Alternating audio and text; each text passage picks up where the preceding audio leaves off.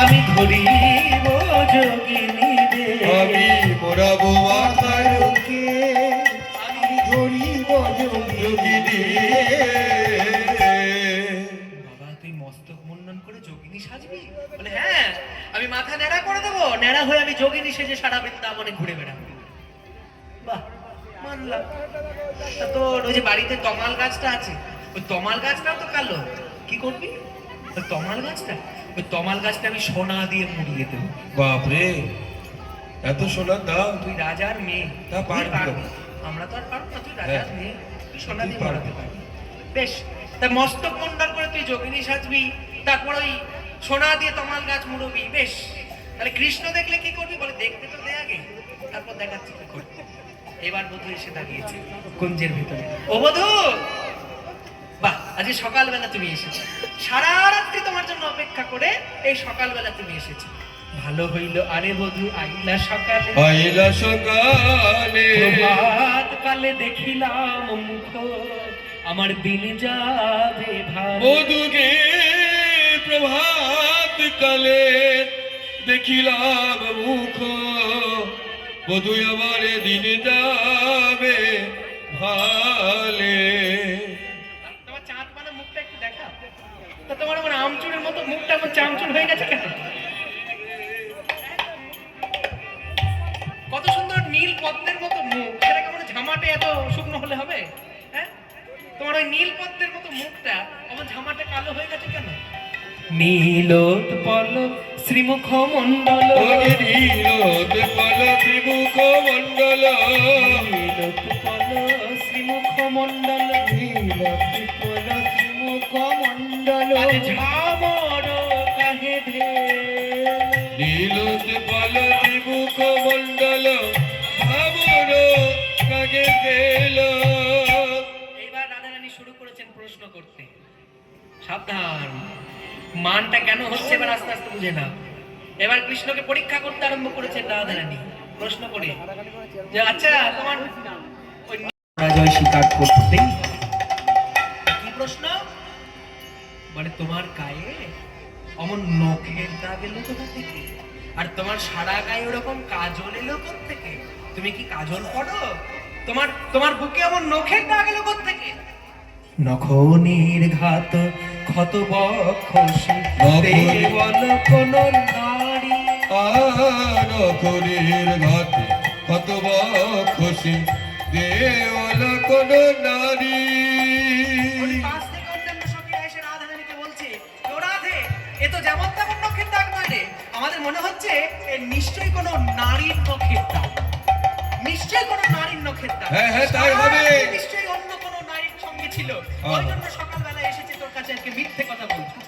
নখনের ঘাত ক্ষত বক্ষসে দেওয়াল কোন নারী, দেওয়াল কোন নারে। যেই না এমন কথা বলেছে যে তোমার বুকের মধ্যে কোন নারী নখের দাগ দিয়েছে আমায় বলে দাও।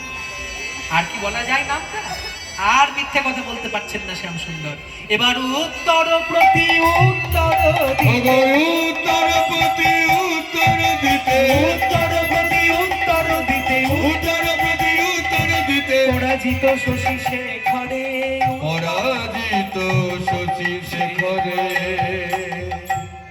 উত্তর প্রতি উত্তর দিতে এইবার পরাজিত শশী শেখর আর কিন্তু উত্তর দিতে পারলেন না।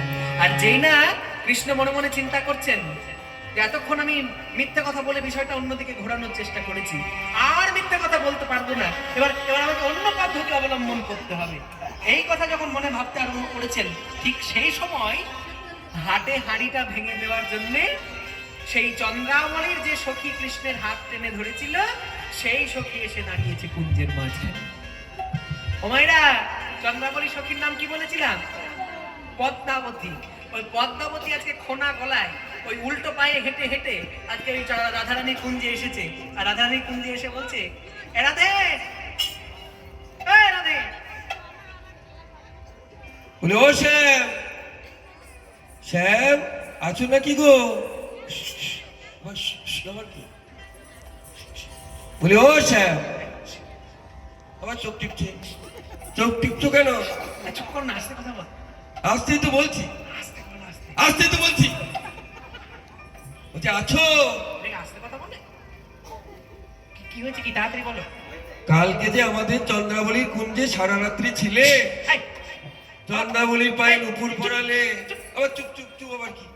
চন্দ্রাবলীর পায়ে নুপুর পড়ালে তো একটা নুপুর পাচ্ছি, একটা নুপুর পাচ্ছি না। আসলে রাধারানীর সামনে দাঁড়িয়ে এই সমস্ত কথা বলছে পদ্মাবতী, আর কৃষ্ণ তো এতক্ষণ মিথ্যে কথা বলে বলে বিষয়টাকে অন্যদিকে ঘোরাচ্ছিল। আর যেই না পদ্মাবতী এসে এইসব বলতে হাটে হাড়ি ভাঙতে আরম্ভ করেছে, এবার কৃষ্ণ তো বিপদে পড়ে গেছে। তো যদি সত্যি কথাটা বেরিয়ে যায় পদ্মাবতীর মুখ দিয়ে, আর আমাকে এই কুঞ্জে ঠাঁই দেবে না, এবার আমাকে ঝাঁটা পেটা করে কুঞ্জ থেকে বের করবে।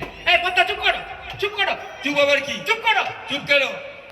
আর পদ্মাও চুপ করবো ছাড়বার না। পাত্রী নয়, গেছিলে? পদ্মাও ছাড়বার পাত্রী নয়। পদ্মা বলছে সন্ধ্যা দে, তোর এই বধূ যার জন্য কুঞ্জ সাজিয়ে বসে আছিস সকাল থেকে, সারা রাত্রি আমাদের চন্দ্রাবলীর কুঞ্জে ছিল, সারা রাত। সারা রাত্রি ছিল।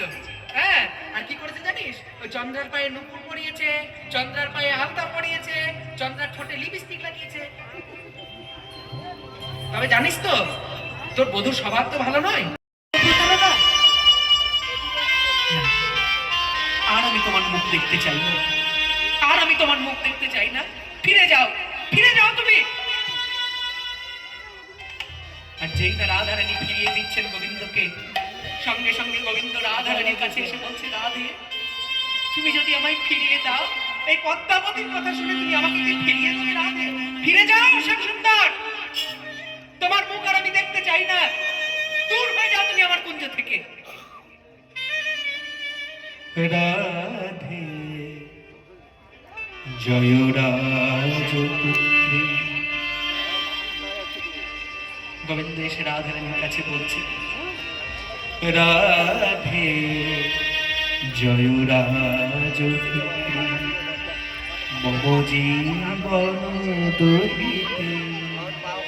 যাও যাও শ্যাম সুন্দর, তোমাকে আমি আর দেখতে চাই না, দূর হও। যাও যাও যত গুণনিধি বট, জানা গেল তব চরিতে, জানা গেল তব চরিতে। ওগো রাধে জয় রাজপুত্রী, মম জীবন তুই